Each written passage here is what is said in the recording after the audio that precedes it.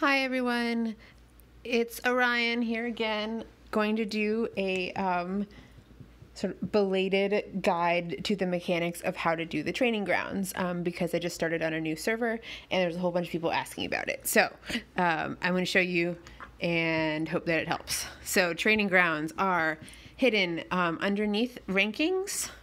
You come in here. There's three pieces. The infernal rankings are just the leaderboard, so they're not that interesting. So let's go straight into the formation, which is where you want to start. So you have 5 tents, and each one of the tents has a different specialization. You can see in the top left is a politics tent, top right, prestige, military, research, and then down at the bottom in the middle, that's the star or sort of the boost to all the attributes. So what you want to do is pick out your vizier that has the biggest bonus in that particular category, so that you can get the biggest bonus off of the tent. So each one of these tents, you can see you have a base hit power and a base HP in each one of these, and that's the yellow digits. And then the green is the boost that your vizier is getting for sitting in that particular tent.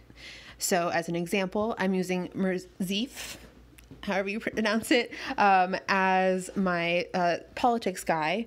So he's at 12,000 of a boost, and I'm like brand new. This is a 1 million. My dog's barking in the background. This is a brand new account, so all these boosts are really small. Obviously, I haven't had time to specialize that much. So 12,000 if I start in the with the politics, but like let's say I go over to prestige and I put him in prestige instead.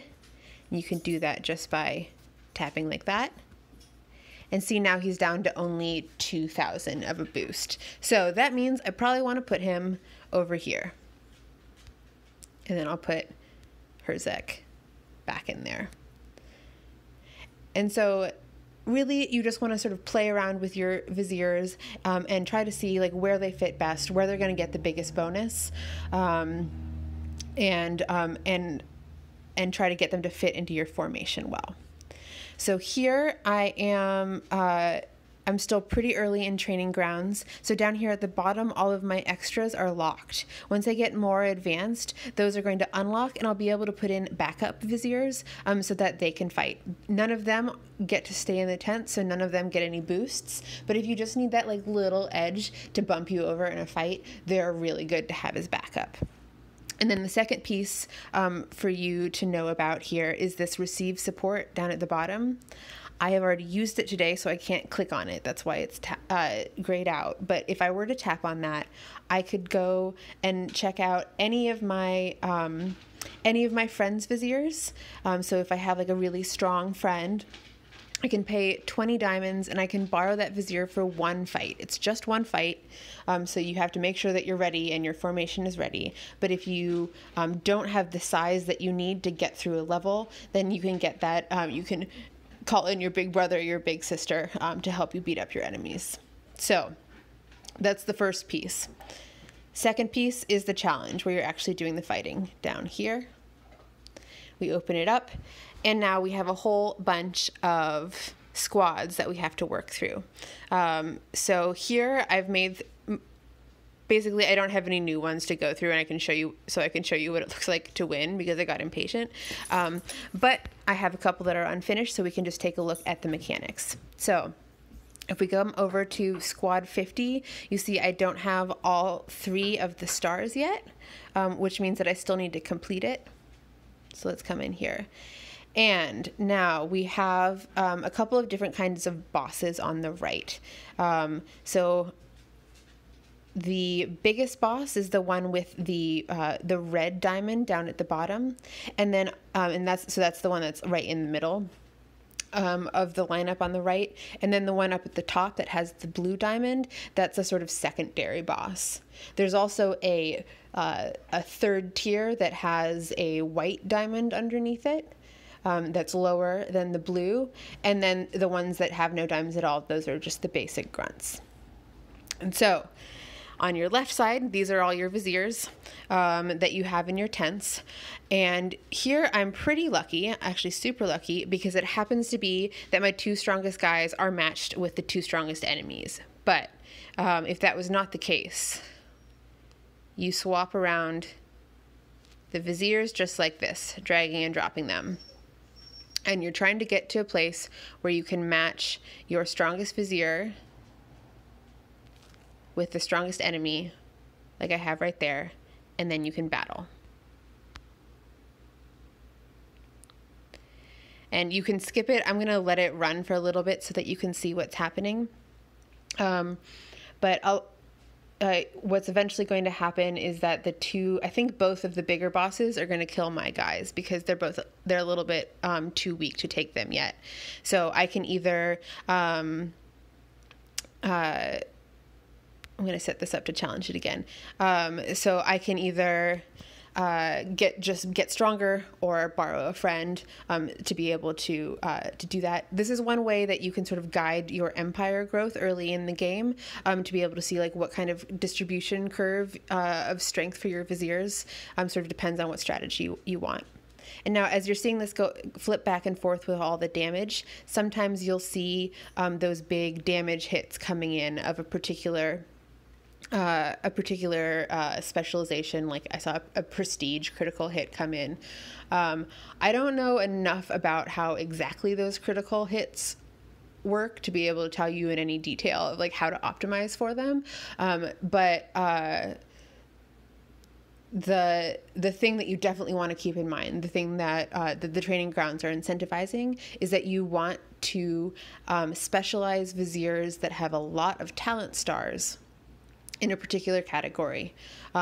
So for example, if you're VIP 4 and you have Herzik and Rosa, and you have Herzik as one of your main guys, then he has a lot of prestige talent stars. So you want to dump a lot of your prestige resources on him so that he'll be able to fight more strongly in the training grounds.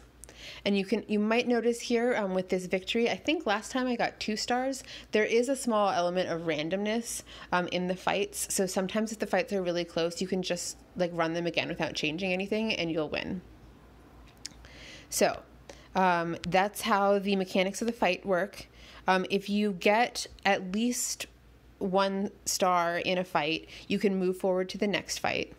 And so each one of these pages, these are like smaller fights, and then the big challenge at the end is the boss fight. And you can see here as I'm flipping through, I can do all of the smaller challenges, but I haven't been able to get through the boss fights in the second barracks yet. And then eventually it reaches the end of the barracks, and you can't proceed to any more fights until you've completed the barracks. So here, this is the last page, squad 80. I need to get 3 stars on all of these squads in this book before I can move forward. Lady Kenna up on top has been totally rocking it. She's the first one who finished each one of these barracks, so now she gets to have her face and her name on the barracks for all of us to look at for the rest of time. So good for you, Lady Kenna. I'm jealous.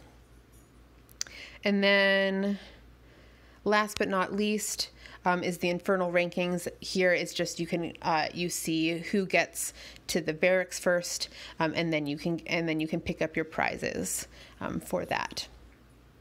I think that's everything that you want to know. I'll just say briefly about the prizes that you get. So you get some really awesome prizes, but the big ones that you get, especially at the boss fights, is that you get these like parchment things that you then use to upgrade your academy. Down here in this academy alcove, right now I have 60 out of 100. Every time I get enough of those parchments, I can upgrade my alcove, and I have a stronger academy. I can get more XP. I can send more people to practice. I can open more seats for people to practice with me, but that's all sort of a secondary, separate thing that I don't want to get into too much detail with. The only thing that I'll just like say briefly about like why you want these practice seats is that when people come, they bring you these timepieces which allow you to extend your vizier's learning time in your academy, so that they're in there learning, like for example overnight or sometime where you're not going to be online, so you won't be able to reset them. I think that's everything. I'm sure I'll think of many things at the end that I forgot, but I think that's enough for now. So I hope that was helpful and enjoyable, and everyone